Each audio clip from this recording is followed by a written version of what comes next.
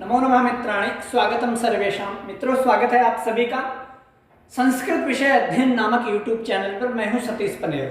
तो हम स्वप्न वासवदत्तम के चतुर्थ अंक का अध्ययन कर रहे हैं। तो उसी क्रम में हम आज तीसरे और चौथे श्लोक को पढ़ेंगे।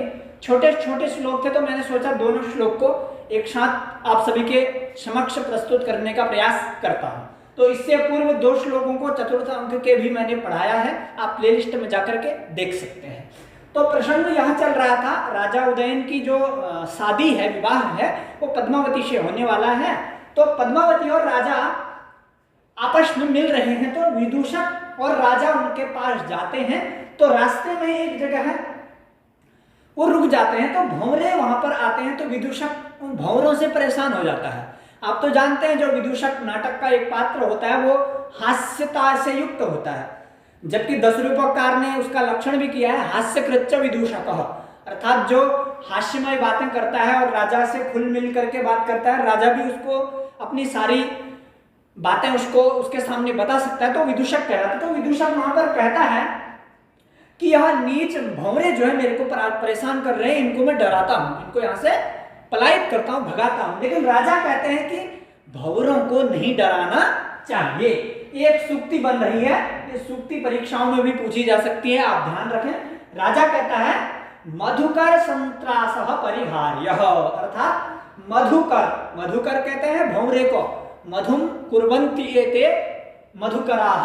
तो मधु को, अर्थात मधु यानी शहद, मीठा, उसको करने वाले, उसको उत्पन्न करने वाले जो होते हैं उनको मधुकर कहते हैं। संत्रासः, उन मधुकरों का संत्रास, उनको संतप्त करना, उनको दुखी करना, उनको डराना, परिहार्यः वर्जितः, अर्थात उनको डराना नहीं चाहिए, उन पर दया करनी चाहिए, ऐसा राजा कहते हैं विदूषक को समझाते हुए। फिर एक श्लोक कहते हैं आर्यचंद में, कहते हैं मधुमद कला मधुकरा मदनारताभिः प्रियाभिरुपगूढ़ाः पादन्यास विषण्णा, यहाँ पर न्यास होगा, पादन्यास विषण्णा वयमेव कांतावियुक्ताः स्युः। क्या बोलते हैं कि ये जो भंवरे हैं ये कांता वियुक्ता स्युः वयमिव, ये कहीं कांता से वियुक्त ना हो जाएं। वयम इव, वयम माने हमारे समान, वयम माने हम, इव माने समान, हमारे समान, कांता वियुक्ताः स्युः, कहीं हमारी तरह, जिस प्रकार हम अपनी पत्नी कांता वासवदत्ता से वियुक्त हो गए हैं, दूर हो गए हैं, वो जल के मर गई है, तो हम तो वियुक्त हुए हैं, कहीं हमारे समान ये भी वियुक्त ना हो जाए, इसलिए मधुकर संत्रासः परिहार्यः, इसलिए मधुकरों को, भंवरों को नहीं सताना चाहिए। तो वो कैसे मधुकर हैं, जो कौन है वो है मधु मद कला, मधु मद की कला से युक्त हैं वो। मधु माने शहद, मद माने उसका नशा, उसकी कला वाले, उसकी विशेषता से युक्त हैं वो, अर्थात शहद के मद से युक्त, और मदनार्ताभिः प्रियाभिः उपगूढ़ाः, और वो कैसे हैं, मदनार्ताभिः, मदन के द्वारा आर्तित किए गए हैं, अर्थात उससे प्रभावित किए गए। मदन कहते हैं कामदेव को, आर्ता भी उसके प्रभाव से, प्रभावई ही, तो मदन के प्रभाव से प्रिया भी उपगूढ़ा, अपनी प्रियाओं से, उपगूढ़ा आलिंगिता, आलिंगित हो चुके हैं वो, अर्थात कहने का मतलब है मधु के मद से युक्त, अपने कामदेव के कारण अपनी प्रियाओं से आलिंगित हुए मधुकराः, जो भंवरे हैं, पादन्यास विषण्णा, पादन्यास विषण्णा मतलब पाद माने पैर, न्यास माने रखने से, विषण्णा माने नष्टा, मतलब पैरों के रखने से विषण्ण ना हो जाए, अर्थात दब ना जाए, नष्ट ना हो जाए, इसलिए ऐसा नहीं करना चाहिए।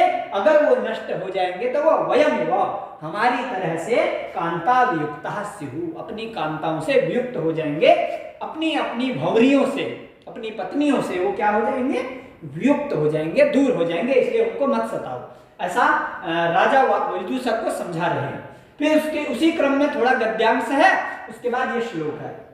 गद्यांश भी यही है, विदूषक राजा से बात करते हैं, पूछते हैं कि तुम्हें जो ये वासवदत्ता, ये जो पद्मावती है, ये वासवदत्ता से अच्छी लगती है या वासवदत्ता पहले अच्छी लगती थी? क्योंकि जो मित्र होता है वो तो अपने मित्र को छेड़ता रहता है, उससे कुछ भी पूछ सकता है, उसका स्वभाव है। तो पूछता है, पहले तो वो कुछ नहीं बताता है, कहता है आप मेरे, राजा कहता है आप मेरे पुराने दुख को याद ना दिलाएं, मुझे दुख हो रहा है, आप किसी से इधर उधर बातें फैला देंगे, इसलिए आप कुछ ना कहें। फिर वो जो विदूषक है वो सौगंध खाता है, कहता है कि मैं किसी को नहीं बताऊंगा, आप बताएं। फिर उसके बाद राजा कहता है, उसके बलात्, उसके बार बार जबरदस्ती करने पर वो इस श्लोक को राजा कहता है। क्या कहता है?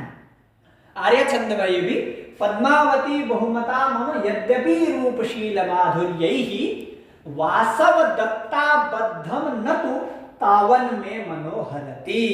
क्या बोले कि पद्मावती बहुमता यद्यपि, यद्यपि यदि, भले ही, यद्यपि यहाँ पर भले ही कहने का भाव है, भले ही पद्मावती मम बहुमता, जो पद्मावती है मेरे लिए बहुमता है, बहुमता माने सुंदर है, मेरे लिए योग्य है, मेरे को अच्छे लगने वाली है। यद्यपि पद्मावती मम बहुमता, यद्यपि पद्मावती मेरे लिए बहुमत वाली है, अच्छी लगने वाली है। कारण क्या है, अच्छी क्यों लग रही है वो? रूपशील माधुर्यैहि गुणैहि, रूप और शील इत्यादि माधुर्य गुणों के द्वारा यद्यपि पद्मावती मम बहुमता अस्ति, ठीक है, अर्थात रूप शील इत्यादि गुणों वाली वो पद्मावती भले ही मेरे को अच्छी लगती है, फिर भी कहता है तावन, तब भी, तदपि, फिर भी वासव दत्ता बद्धम, वासव दत्ता बद्धम, वासव दत्ता में लगे हुए, वासव दत्ता में प्रेम किए हुए, मम मनः, मे मनः, मेरे मन को न हरती, अर्थात वासव दत्ता में जो मेरा मन लगा है, वासव दत्ता के प्रति मेरा जो प्रेम पहले था और जो अभी है, उसको वो मेरे मन को नहीं हरण कर सकती, ऐसी वो पद्मावती है।